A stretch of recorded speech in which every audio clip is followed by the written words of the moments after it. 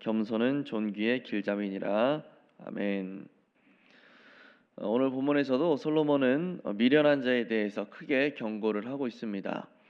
특별히 오늘 본문에서 말하고 있는 이 미련한 자의 특징은 완고함과 폐쇄성이라고 할 수가 있습니다. 해당 본문을 함께 살펴보도록 하겠습니다. 먼저 미련한 자는 무엇을 기뻐한다고 합니까? 2절에서 명철을 기뻐하지 않고 자기의 의사를 드러내기만 기뻐한다라고 그렇게 이야기하고 있습니다. 다른 사람의 말을 듣지 않고 자기 하고 싶은 말만 한다는 그런 개념이겠죠. 사람의 마음속 교만과 겸손은 각각 무엇과 같습니까? 12절에서 사람의 마음의 교만은 멸망의 선봉이고 또 겸손은 존귀의 길잡이다라고 그렇게 이야기하고 있습니다. 그렇다면 우리 연구와 묵상으로 넘어가서 사람의 교만한 마음이 멸망의 선봉이 되는 이유는 무엇일까요?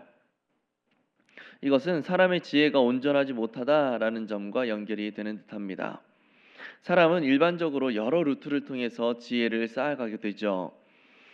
예를 들어서 독서를 통해서 지혜를 얻게 되기도 하고, 또 사람과의 대화를 통해서 얻기도 하고, 또 자신의 경험이나 어떤 사색의 과정을 통해서 지혜를 얻기도 합니다.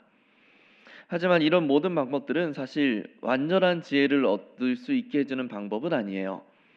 독서를 통해서 지혜를 얻는다고 해도 세상의 모든 서적을 읽고 거기에 있는 모든 지혜를 내가 습득할 수는 없습니다. 또 사람과의 대화를 통해서 지혜를 얻는다라고 해도 그 사람이 교묘하게 거기에 거짓을 섞는다면 그것을 간파할 수 있는 능력이 없을 때에 우리는 잘못된 것을 또 지혜라고 착각할 수도 있어요. 그리고 그 나와 대화하는 사람 자체가 지혜롭지 못한 사람일 수도 있고, 또 무엇보다 세상의 모든 지혜로운 사람과 다 이야기를 나누면서 그 사람의 지혜를 내가 습득할 수도 없는 거죠.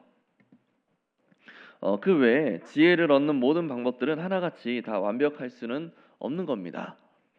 그 중에서도 조금 위험할 수 있는 루트가 있는데 바로 자신의 경험이나 사색 등을 통해서 지혜를 얻으려고 하는 방법이에요.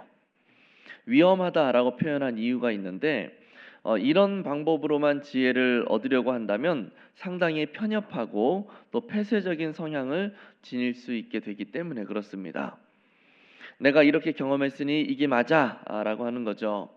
내가 이걸 가지고 얼마나 고민하고 이것 때문에 얼마나 내가 고생을 했는데 당연히 내 말이 맞지라고 그렇게 판단해 버리는 겁니다. 어떨 때는 이런 나의 경험을 통해서 얻게 된 이런 나의 지혜가 하나님의 말씀보다도 더 앞서기까지 할 때가 있어요. 경험과 사색 등을 무시할 수는 없으나 그런 것들이 하나님의 말씀을 기반으로 해서 바르게 해석되고 말씀과 연결되어야만 그것이 진정한 지혜가 될 수 있는 것이죠. 이렇게 했더니 돈을 잘 벌 수 있더라라는 경험을 했어도 그것이 말씀에 비추어서 불법적이라거나 양심에 거리끼는 요소가 있다거나 또는 하나님이 기뻐하시지 않으시는 그런 방법이었다고 한다면 돈을 잘 벌 수 있었던 그 경험을 지속해서는 안 되는 겁니다. 그걸 지혜라고 그렇게 여겨서는 안 되는 거예요. 오히려 그 경험을 통해서 하나님이 기뻐하시는 방법이 무엇인지를 발견할 수 있는 것, 이것이 참 지혜라고 할 수 있을 겁니다. 따라서 참 지혜를 얻기 위해서 반드시 동반되어야 되는 것은 바로 겸손이라고 할 수 있어요. 나의 경험, 나의 깨달음도 완전할 수 없다라고 하는 그런 겸손함이 필히 있어야 된다라는 것이고, 이 겸손함이 자연스럽게 하나님의 말씀으로 우리의 마음을 이끌어가게 되는 겁니다.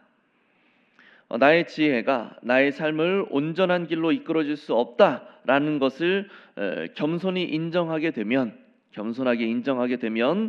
자연스럽게 나를 온전하게 붙들어줄 존재를 찾아 나서게 되기 때문에 그래요.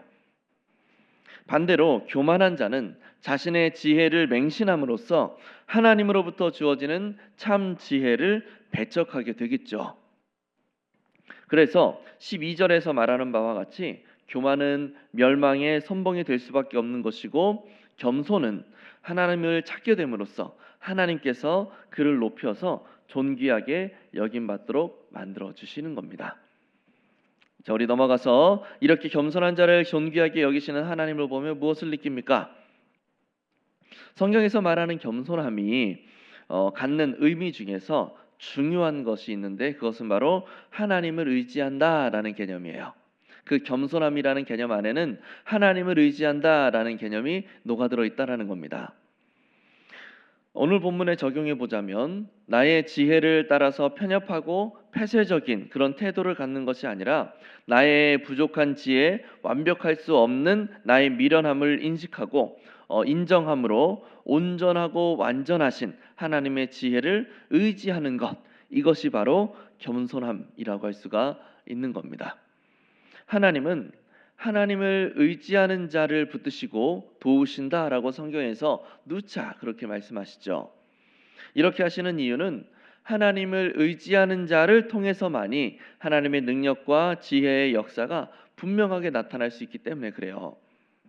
마치 하나님께서 기드온의 말을 따라서 몰려들었던 그 32,000명의 백성들 중에서 300명만을 남겨놓으시고 모두 돌려보내심으로 미디안을 무찌른 것, 미디안을 격파한 것은 오직 하나님의 역사였음을 만천하에 분명하게 보이셨던 것처럼 그렇게 하시는 것이죠. 자신의 지혜에 사로잡혀 있는 사람은 하나님이 도와주셔도 자신의 지혜로 이 일이 일어난 것이다 라고 그렇게 착각해 버리지 않겠습니까? 그래서 하나님을 높이고 하나님을 찬양하기보다는 역시 내 지혜가 대단해 라고 그렇게 말할 수 있는 가능성이 훨씬 더 높은 거예요. 그래서 하나님은 32,000명의 그 사람을 모두 돌려보낸 거죠. 이것은 태초부터 마지막 날까지 이어질 하나님의 역사의 원리입니다. 우리도 그렇게 겸손하게 하나님의 도우심을 구하면서 하나님의 도우심 아래 살아가야 될 텐데 혹 교만한 마음과 태도로 인해서 어려움을 겪으신 적은 없으십니까? 교만한 마음과 태도를 보인다라는 것은 앞에서 이야기한 것처럼 하나님을 의지하지 않고 나의 경험과 나의 지혜를 의지했다라는 것과 동일한 의미죠. 나의 지혜대로 결정하고 행동함으로 하나님의 도우심을 겪지 못했던 그런 경험이 있으신지 생각해 보시기를 바랍니다. 그렇다면 이런 교만함을 벗어버리고 오늘 하루를 겸손하게 하나님께 나의 삶을 맡기면서 의지하기 위해서 우리는 무엇을 실천해야 될까요? 나의 지혜와 경험은 완전하지 않다, 분명히 구멍이 있을 수 있다라고 하는 것을 확실하게 인정하는 태도가 필요한 거예요. 내가 이런 경험을 했으니 이게 정답이야 라고 단정 지을 것이 아니라 하나님이 어떤 지혜를 주시는지 기도해 보는 그런 태도죠. 또 나의 경험이 과연 모든 상황에 적용될 수 있겠는가? 그때는 그게 맞았는데 지금도 그것이 통용될 수 있겠는가 생각해 보는 겁니다. 그때는 맞았는데 지금 시대에는 안 맞을 수도 있지 않겠습니까? 또 무엇보다 하나님은 나의 경험에 대해서 어떻게 판단하고 계실 것인가 하는 것을 말씀을 토대로 검토해 보는 그런 작업이 필요하다라는 것이죠. 이런 고민과 검토하는 작업들 자체가 나의 경험, 나의 지혜가 완벽하지 않다라는 것에 대해서 인정하는 것을 드러내주는 거예요. 나의 경험과 지혜가 완벽하다, 완전하다라고 생각한다면 굳이 이런 것들을 할 필요가 없지 않겠습니까? 우리는 온전하지도 완벽하지도 못해요. 그것을 인정해야만 한다라는 거죠.